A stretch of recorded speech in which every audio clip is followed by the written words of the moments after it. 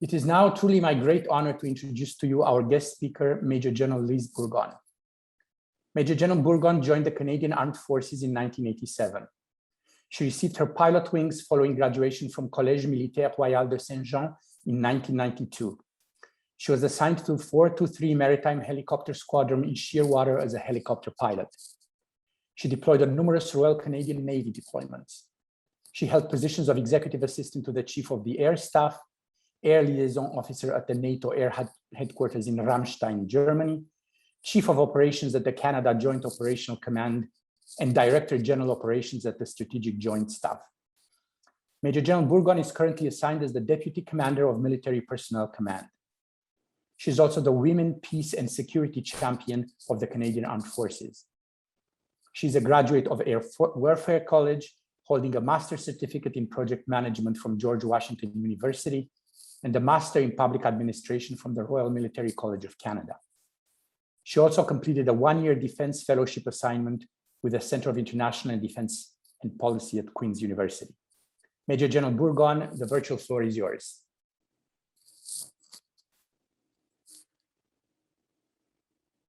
I think you're still muted, Major General. There we go. Merci, Alex. Bonjour à tous. Bon matin pour un samedi un petit peu pluvieux, du moins à Ottawa. Merci beaucoup pour l'invitation aujourd'hui de présenter au sujet de la diversité, de l'inclusion et du changement de culture dans les forces armées canadiennes. First, a few disclaimers. I'm not an expert. I am not an academic. As you can see, I'm a military officer, a maritime helicopter pilot by training, who has risen through the ranks where I am today.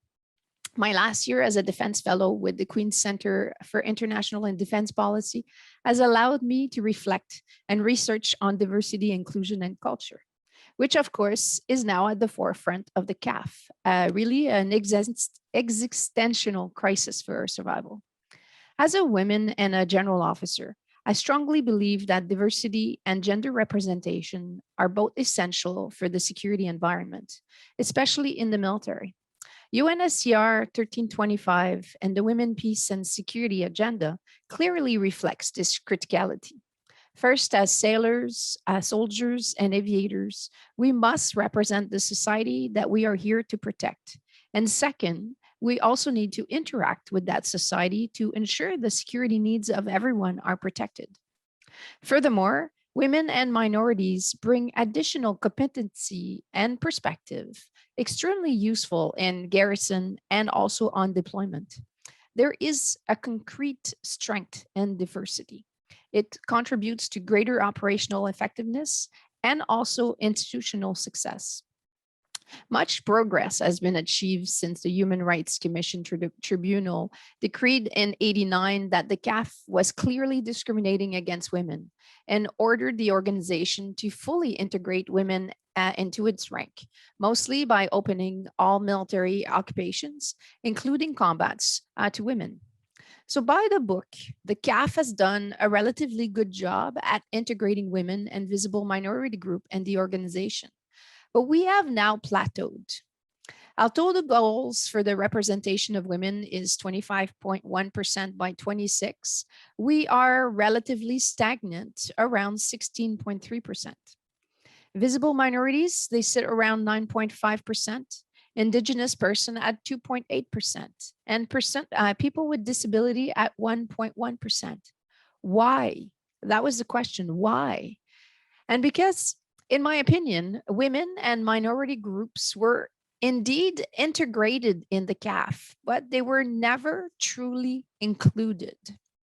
So for too long, women have been allowed in, but kept on the periphery, not allowed to fully participate as who they fundamentally are, women, mothers, and spouses.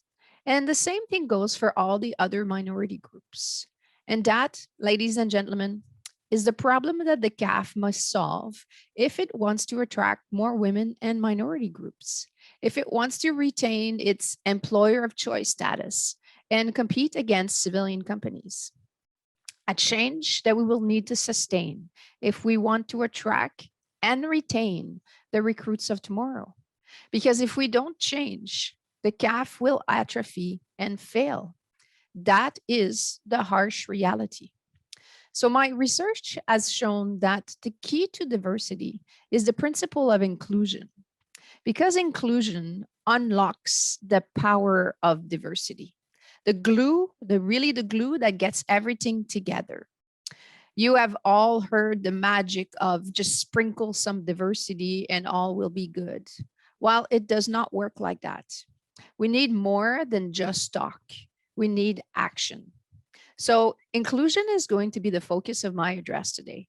What is inclusiveness?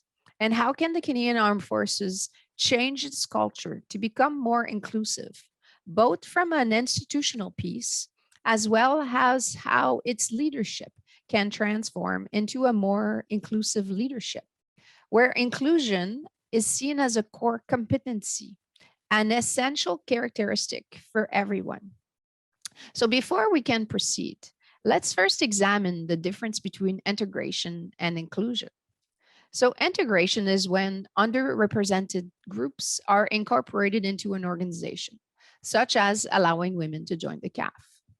Inclusion, on the other hand, really recognizes and embraces the difference among people, so that honestly, everyone feel valued, respected, important, and are provided equitable opportunities. And if you listen carefully, you heard me say equitable and not equal. Because, equal is not enough. And I can all hear you think, but that's not fair. But we have to remember that the CAF, as an organization, was designed by white men for white men. So we must first equalize the playing fields, which there will require more equitable initiatives. Further, it will come as no surprise to any of you when I say that men and women are not the same. I truly think that neither one is better than the other. Each have strengths and weaknesses. The answer is that all members benefit from each other. We kind of complement. And this goes for diverse genders, sexualities, culture, racial identities, religion, languages, etc. Inclusion is therefore about creating the conditions for women and women, visible minorities, persons with disabilities, Indigenous, and LGBTQ2+ members to reach their full potential, to be valued and feel safe to be themselves at their place of work.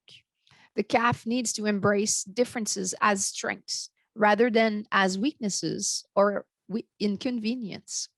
So in my research, I came across a study done by experts from Deloitte who broke down inclusion into 6 different aspects. They call them the 6 C's of inclusive leadership. And I truly believe that we must apply those 6 C's, those 6 principles to the CAF, that we need to teach them to all our members and allow those principles to be internalized. These change, I think, will enable us to become a much better organization. Commitment is the first C, which I further broke down into 2 parts, the institutional and the personal commitment. So institutionally, CAF and DND have a clear hierarchy of documents stating the importance of diversity and inclusion. Our defense policy, Strong, Secure, and Engage, establishes diversity and inclusion as priorities. And the CAF as a diversity strategy. Up Generation was initiated in 2018, looking at increasing the recruitment of women and minorities. And we also have the Journey, which is our operation looking at retention effort. And both of them are working in tandem. Because of course, we all recognize that keeping our members as long as possible is as important or even more important than the recruiting piece. So we have made several policy adjustments in the last few years towards becoming more diverse. The problem is that all of these policy changes are not really indicative of inclusiveness. And I didn't listen to Dr. Okro's address yesterday, but I'm sure he said it, that, culture eats policy. And he's right. And unless we close the gap that exists in our desired and our professed culture, versus the one that we actually practice on the ground, real progress won't be achieved. So the recent stand-up of the Chief Professional Conduct and Culture will be the catalyst to establish a comprehensive strategy to create a healthier, safer, and more inclusive organization culture. This new organization will lead the effort to look at various biases and dismantle the systemic barriers in order to create a truly diverse and inclusive workforce and culture. At the same time, Madame Arbour is conducting an independent external comprehensive review of current policies, procedures, programs, practice, and culture within CAF and DND with the aim of shedding lights on the cause of this continued presence of harassment and sexual misconduct, as well as she will identify barriers to reporting inappropriate behavior, and she will make recommendation on preventing and eradicating harassment and sexual misconduct. Within Chief Military Personnel Command, we've already started on initiatives towards greater inclusion and culture change, and I can address in the question period if you want. So indeed, the institution is changing, but changes from the top will not be enough. Which brings me honestly to the personal commitment piece. There is finally an awakening in the CAF to its misogynistic nature, the deliberate exclusion of gender and minority group, the white man privilege, the unconscious bias, and the microaggressions. We are now seeing more than talk. Leaders are prioritizing their time, energy, and effort to address inclusion, signaling finally that is a true priority. So there is a true listening out there. You've heard our acting CDS say it. We are listening. So leadership at the highest level, but also leaders at every level are doing it because they believe in it, not because they have to. And that is key. Authenticity is important. It has to come from the heart. You really have to believe in it. But we have to be careful. We can't declare success too early. This awareness and attitude are not everywhere, and we must continue the education and the training process. If we want this movement of change to succeed, we need to change the foundation of our organization, which is why the document Duty with Honor, which is the CAF profession of arm, is being rewritten. And it will include inclusion and diversity as core values and beliefs. As we go forward, every recruit joining the Canadian Armed Forces will need to go through this professional socialization.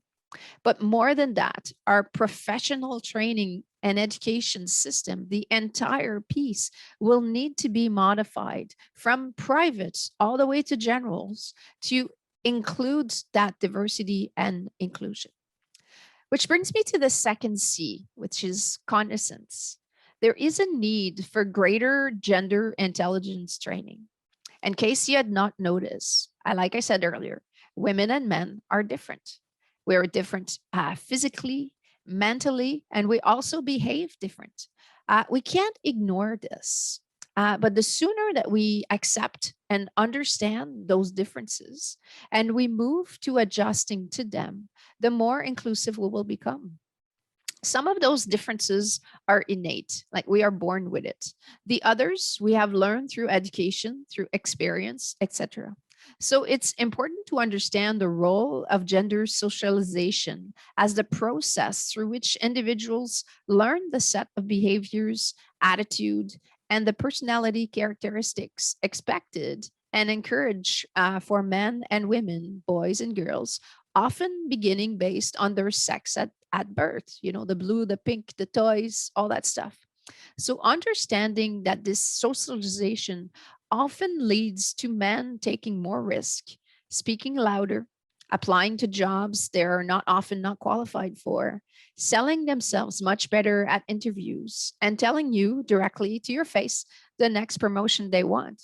While at the same time understanding that women often avoid taking risk, will retreat when confronted, do not apply to any job until they are overqualified for it. They take the glory as a team effort, and they will never tell you directly to your face the next promotion they want. These understanding, that wisdom of understanding those gender differences is paramount in ensuring that our subordinates are given the same opportunities to succeed. It also brings me about the understanding of physical difference between men and women. Actual body strength and cardiovascular capability difference lead to different physical regimen requirements for men and women. This also applies to injury prevention, as we now know that women will suffer from MSK more than men. So more researches are required. But taking action from those researches, once we realize the result, taking action is important by changing our training and our standing operating procedures. And that's the essential piece. How do we go from the research to the implementation on the ground? Like the CAF medical system will also need to better serve women and minorities. As an example, a women's health program is being developed to specifically address the needs of women. So understanding our unconscious bias is also essential. Like hundreds of research studies leave no doubts. Compare with white men, women and visible minority groups face a host of bias assumption and stereotypes about their basic competence, which affects their credibility. By policy, the CAF is a meritocracy organization, the best person for the job. But is it really in action? Is it really like that on the ground? So in the past, there has been too much emphasis on masculine characteristics and not enough on the one characterized as feminine. Like we're winning at all costs approach, achievement, networking, decision making have been prioritized over qualities such as teamwork, conflict resolution, listening, empathy, and compromising. So this will require us to change how we assess successful leadership, to have that diversity around the table. Like character-based leadership is becoming more important. We are now evaluating emotional intelligence to ensure a right balance in our leaders. Soon, we will be putting a form of 360 evaluation in place to ensure that we have a full knowledge of each individual. It's always much easier to look good from your boss from the above, but the troops that are serving under you, for you, they have the full picture, and we need to understand that. So leaders, officers, and non-commissioned members will be evaluated and promoted based on their inclusive leadership skills. And this will be the change, the catalyst for having a more inclusive organization. The third C is about courage. This is about truth to power and not being afraid. Inclusive leaders, they know their duty to speak up and challenge the status quo. And courage come into play, and a willingness to really challenge the entrenched organizational attitudes and the practices that promote homogeneity. As I said earlier, the CAF was designed by men for men. So we need to challenge this. With the mandated GBA plus analysis required by our government, there should be no excuses anymore to not think inclusive. But sadly, we might not be as advanced as we would like to be. This has to change. The fourth C is about curiosity. Inclusive leaders accept their limitation and they hunger for the views of others to complete their own picture. That there's a thirst for continual learning, which in turn will drive attributes associated with curiosity, open-mindedness, inquiry, and empathy. Openness also involves active listening and withholding fast judgment, which which stifles the flow of ideas. So we need to be open to change, to challenge our understanding, to question ourselves. Like egos must be left behind, and a new humility must be created. The fifth C is about cultural intelligence or cultural competence. Depends on the reading that you do, but an inclusive leader is able to function effectively in different cultures. They must understand the cultural similarities, but also the differences. They also need to be able to recognize how their own culture impacts their personal view, as well as how cultural stereotypes can influence their expectation of others. We need to address this cultural intelligence as part of our training and education. And finally, the last C is about collaboration. At its core, collaboration is about individuals working together, opening ourselves, building on each other's idea to produce something new or solve something complex. However, cooperation requires trust, and but trust brings a certain vulnerability. So we have to open ourselves to potentially being hurt, and trust is essential, but not trust is not always present. And it's a known fact that when in minority, women quite often do not feel comfortable speaking up. Most men don't have that problem. Women also get interrupted more often than men. Actually, research show that women are interrupted 3 times more often than men, and that their ideas are quite often disregarded from the get-go. There was a research study done at our staff college in Toronto that brought the point a bit of the alpha male operator culture, like that there's a pecking order of status in the Canadian Armed Forces, where your MOC, so the job that you do, your occupation, if you're an operator, you go first, followed by support. Then there's the gender issue. Men will go first, women and minority after. And then there's also a language barrier, where English will be first and then French. So you can imagine, the female logistic francophone trying to say something in the world of CAF operator. Well, her voice might not be heard. So I would argue that this pecking order can be found in many boardrooms across the CAF and D&D. But being aware of these barriers will help us establish rules that promote collaboration. And finally, my last point, which is probably the most important anyway, is about mentorship. And one of the most important ways of giving back is to mentor the next generation.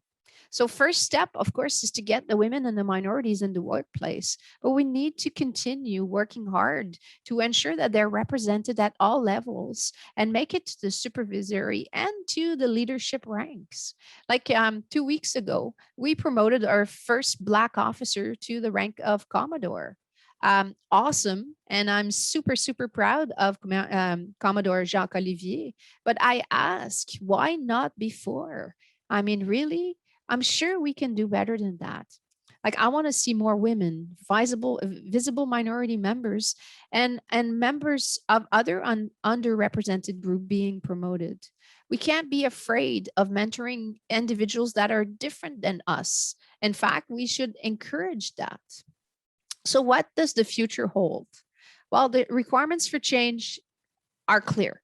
We cannot have a cohesive, effective teams if members feel marginalized, shunned, or unsafe. Where individuals cannot achieve their career potential if we don't recognize their talent and enable them to contribute to success. And Canadians will not join if they do not see themselves represented and rewarded in the CAF. So we must align our values to the values of the Canadian society, align our conduct to meet the professional standards, and align our culture to our espoused ideals. We must also align our leadership practice to equip leaders at all levels with the capacity to meet all of their responsibilities for their team and their people. The institution must change, but there's no magic solution. Like PAF, CAF changes are required to address the structural and the cultural inequalities facing women, visible minority groups, persons with disabilities, Indigenous, and LGBTQ2 plus members. This is the time to listen and define the gaps remaining in the CAF in order to make it an inclusive organization and an employers of choice for all.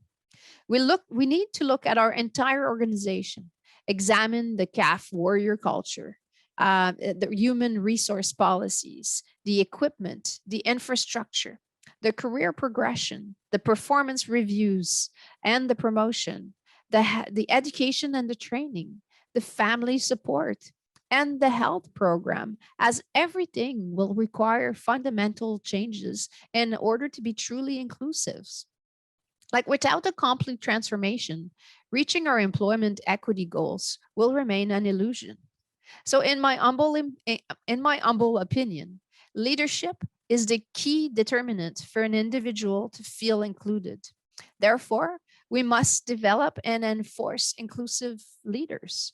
We must create, develop, and nurture leaders that truly understand that people no longer need to conform to rigid norms that constrain their behavior to fit in, to be accepted in value, and to get ahead, where people no longer have to shed their unique cultural identities when they don their uniform, that they need to park their mom or their dad status at the gate before driving in, where their voices are heard and where they no longer feel silenced, marginalized, or even worse, armed, where everyone can thrive as individuals and where differences, as I said, are accepted, valued, and celebrated.